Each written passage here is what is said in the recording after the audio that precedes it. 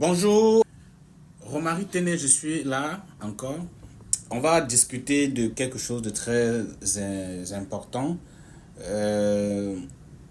Vous allez constater avec moi à travers cette vidéo que je vous invite à regarder. Et après, nous allons commenter ce qui se dit ou alors ce qui se fait dans cette vidéo. Regardez.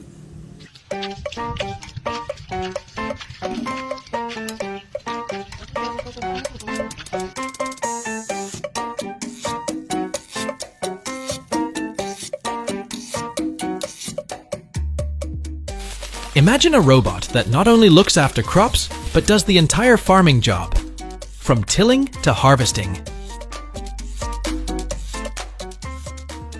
In a small Chinese village, that's exactly what's happening. This cutting-edge machine AI-generated bot is redefining what it means to live the farmer's life, offering a glimpse into the future of agriculture. Could this truly become our future one day? Sit back and watch this animated bot take on the farmer's life like a pro.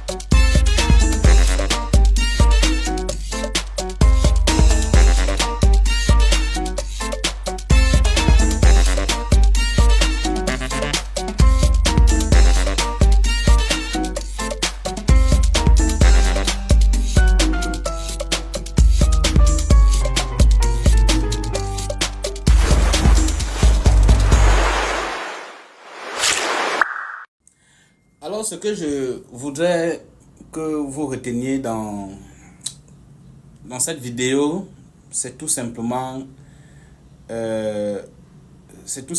que l'avenir, le monde de demain va être très compliqué pour ceux qui ne vont pas s'adapter. Le monde de demain va être très compliqué, je dis bien très compliqué pour ceux qui ne vont pas s'adapter, surtout s'adapter aux nouveaux métiers. Surtout s'adapter aux nouveaux métiers parce que effectivement, ça, c'est pas une fiction. Ce n'est pas non plus une utopie. C'est une réalité. Je crois que ça existe même déjà dans certaines localités, quelque part dans le monde. Je crois que chez Amazon, il y a déjà quelques robots qu'on commence à tester pour des rangements au magasin. Et en Chine, je crois qu'il y a déjà quelques robots qui s'occupent des services dans les supermarchés. Il y a quelques robots qui s'occupent de la réception dans les aéroports. En Chine aussi, je crois qu'il y a quelques robots dans certaines plantations, comme je vous montre là, en train de faire les champs. Ça, c'est l'avenir et le monde de demain. Et ce n'est plus loin. Ce n'est plus, on ne saurait encore le qualifier d'un avenir lointain. Ce n'est plus lointain. D'ici maximum 5 ans à 10 ans, les gens devront se confronter à ce genre de situation. Vous aurez désormais la possibilité d'ici 10 ans d'avoir pour assistant des robots, c'est-à-dire des programmes intelligents. Vous aurez d'ici 10 ans des personnes qui réparent vos voitures, vous servez à la station, ou bon, du moins la station sera automatique.